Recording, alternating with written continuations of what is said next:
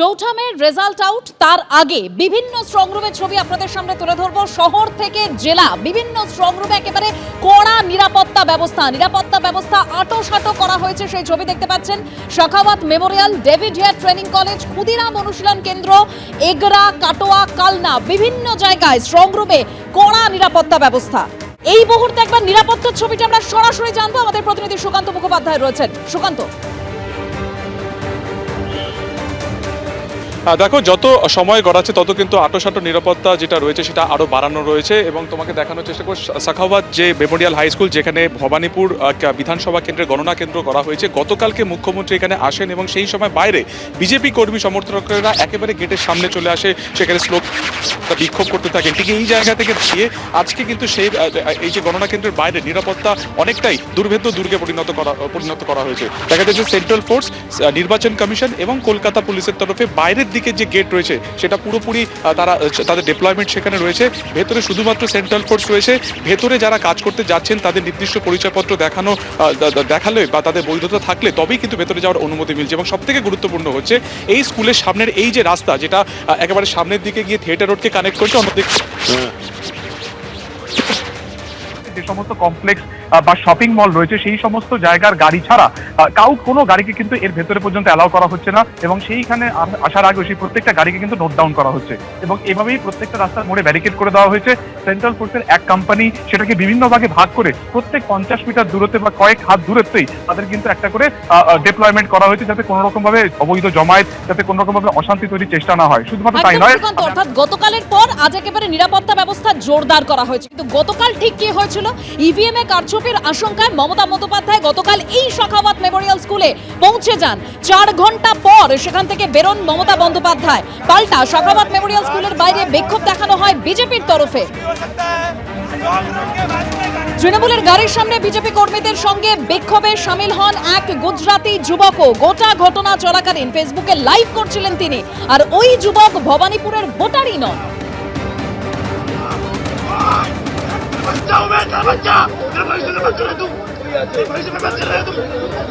क्या कर रहे हो तुम लोग? क्यों ऐसा कर रहे हो? क्यों ऐसा कर रहे हो? क्या गलती करी हम लोगों ने? क्या गलती करी हम लोगों ने?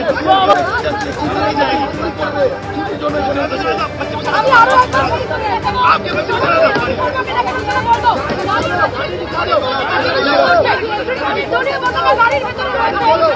खोलो, गाड़ी खोलो, बच्चा हूँ मैं, बच्चा। আর তৃণমূল নেত্রী মমতা বন্দ্যোপাধ্যায় তিনি প্রতিক্রিয়া দিয়েছেন। তিনি বলছেন যে গণনা কেন্দ্রের এলাকা ঝগড়া করার নয়। যে যুবক চিৎকার করছে, স্লোগান দিচ্ছে, তিনি তো গুজরাট থেকে এসেছেন। এখানকার লোক তো উনি নন। এটা আমার জায়গা, চাইলে আমি 10,000 লোক জড়ো করতে পারি।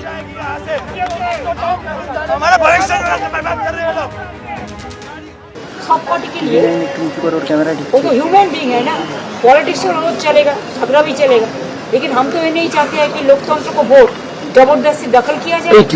इतना टॉर्चर हुआ, हमारा एजेंट को इतना अरेस्ट किया, इतना वन साइडेड हुआ, उसका बाद भी अगर ऐसा ईवीएम मशीन को लूट करने के लिए, अगर काउंटिंग लूट करने के लिए कोई कोशिश करे तो हम जिंदगी मत एक करके हम लड़ेंगे।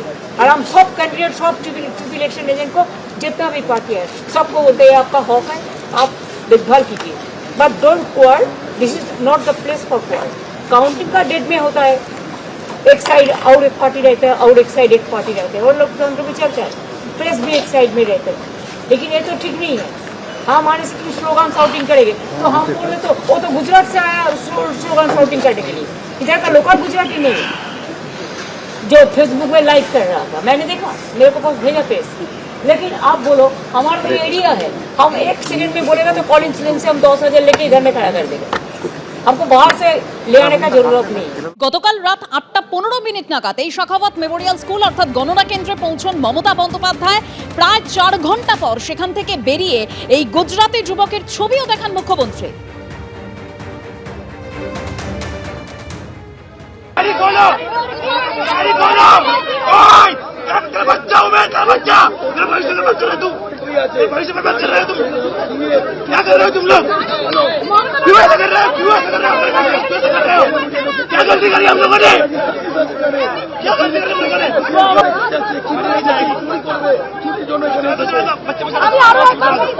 आपके बच्चे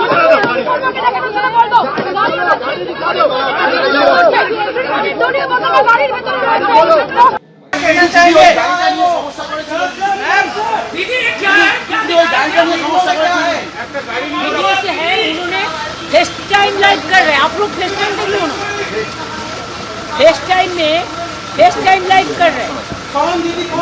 एक गुजराती जो इधर में वोट कर रहा है।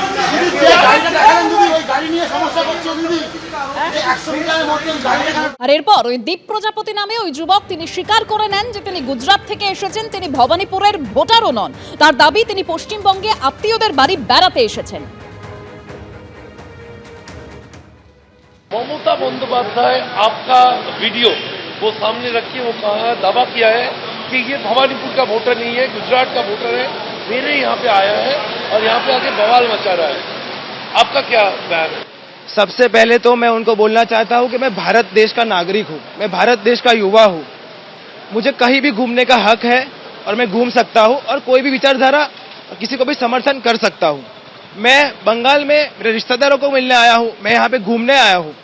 बंगाल की परिस्थिति आप सब लोग जानते हो क्या है, तो मैं उसको डॉक्यूमेंट क्यों ना करूं? उसमें क्या गलती कर दी है मैंने? तो उनका जो दावा है कि आप भवानीपुर के वोटर नहीं हो, आप गुजरात के वोटर हो, ये क्या वो सच में दावा? पर मैं वोटिंग के दिन थोड़ी यहाँ पे घूम रहा हूँ, मैं यहाँ पे आज तो वोटिंग है नहीं, तो मैं घूम सकता हूँ ना, मैं कहीं भी घूम सकता हूँ। मैं कोई इलेक्शन कमीशन का थोड़ी रूल कोई ब्रेक कर रहा हूँ। क्या भाजपा की तरफ से आपको यहाँ लाया गया? यहाँ पे आप नहीं, मैं रिश्तेदार के घर पे घूमने आया हूँ, खुद से घूम रहा हूँ, खुद की मेहनत कर रहा हूँ। बंगाल को मुझे पता है परिस्थिति क्या है, बंगाल के युवाओं की परिस्थिति क्या हो सकती है। यहाँ पे जो हम लोग सोच रहे हैं वैसा नहीं है और बस बंगाल को बचाना है, वही ध्येय है मेरा। और ये मेरी जवाबदारी है, युवा होने के नाते मेरी जवाबदारी है, तो मैं वो जवाबदारी पहले पूर्ण करूँगा। कब तक रहने वाले हैं आप? वो तो मैं आपको नहीं बोल सकता, पर मैं रहूंगा। আর এই পরিস্থিতির পর রাজনৈতিক তরজাও চরমে পৌঁছেছে। শান্তনু সেন এবং সুকান্ত মজুমদার কে কি বলছেন শুনুন। ভোট শেষ হয়েছে 29 এপ্রিল। মাননীয় মুখ্যমন্ত্রী তথা ভবানীপুর কেন্দ্রের তৃণমূল কংগ্রেসের প্রার্থী, যিনি চতুর্থবারের জন্য মুখ্যমন্ত্রী হতে চলেছেন, তিনি গিয়েছেন 30 এপ্রিল। তারপর আজকে 1 মে আবার নিরাপত্তা বাড়ানো হয়েছে। তার মানে আজকে যে নিরাপত্তাটা দেওয়া হয়েছে সেটা প্রয়োজন ছিল প্রথম থেকেই দেওয়া। তার মানে প্রথম দিন তারা সেই নিরাপত্তাটা দেয়নি। তার মানে সেই নিরাপত্তার গাফিলতির সুযোগ নিয়ে তারা ইনডিরেক্টলি ভারতীয় জনতা পার্টির ক্যাডারদের কিছু সুযোগ করে দেওয়ার চেষ্টা করেছিল। এটাই প্রমাণ হলো।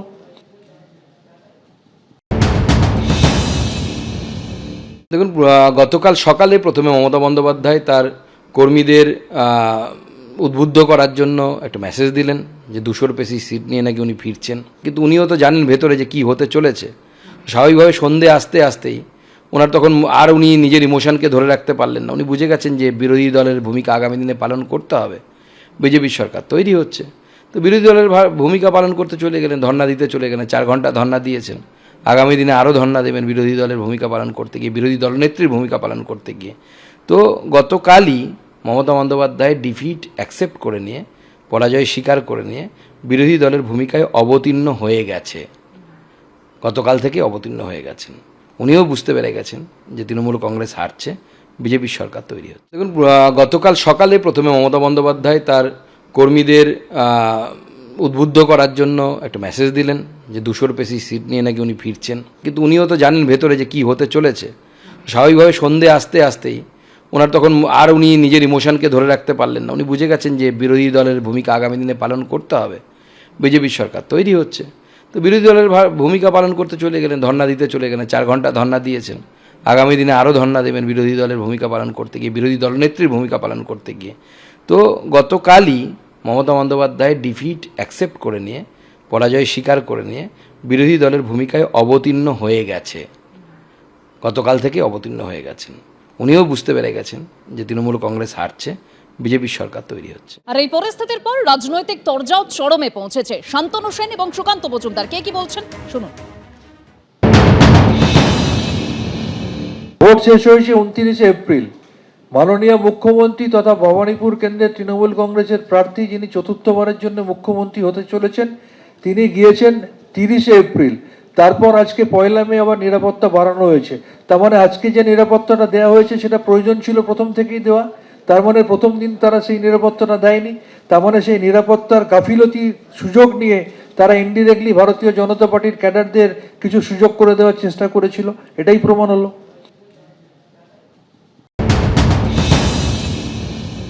দেখুন, গতকাল সকালে প্রথমে মমতা বন্দ্যোপাধ্যায় তার কর্মীদের উদ্বুদ্ধ করার জন্য একটা মেসেজ দিলেন যে 200-র বেশি সিট নিয়ে নাকি উনি ফিরছেন। কিন্তু উনিও তো জানেন ভেতরে যে কী হতে চলেছে। স্বাভাবিকভাবে সন্ধে আসতেই ওনার তখন আর উনি নিজের ইমোশনকে ধরে রাখতে পারলেন না। উনি বুঝে গেছেন যে বিরোধী দলের ভূমিকা আগামী দিনে পালন করতে হবে। বিজেপির সরকার তৈরি হচ্ছে, তো বিরোধী দলের ভূমিকা পালন করতে চলে গেলেন, ধর্ণা দিতে চলে গেলেন। 4 ঘন্টা ধর্ণা দিয়েছেন, আগামী দিনে আরও ধর্ণা দেবেন বিরোধী দলের ভূমিকা পালন করতে গিয়ে, বিরোধী দলনেত্রীর ভূমিকা পালন করতে গিয়ে। তো গতকালই মমতা বন্দ্যোপাধ্যায় ডিফিট অ্যাকসেপ্ট করে নিয়ে, পরাজয় স্বীকার করে নিয়ে বিরোধী দলের ভূমিকায় অবতীর্ণ হয়ে গেছে। গতকাল থেকে অবতীর্ণ হয়ে গেছেন। উনিও বুঝতে পেরে গেছেন যে তৃণমূল কংগ্রেস হারছে, বিজেপির সরকার তৈরি হচ্ছে। এবিপি আনন্দ, এগিয়ে থাকে, এগিয়ে রাখে।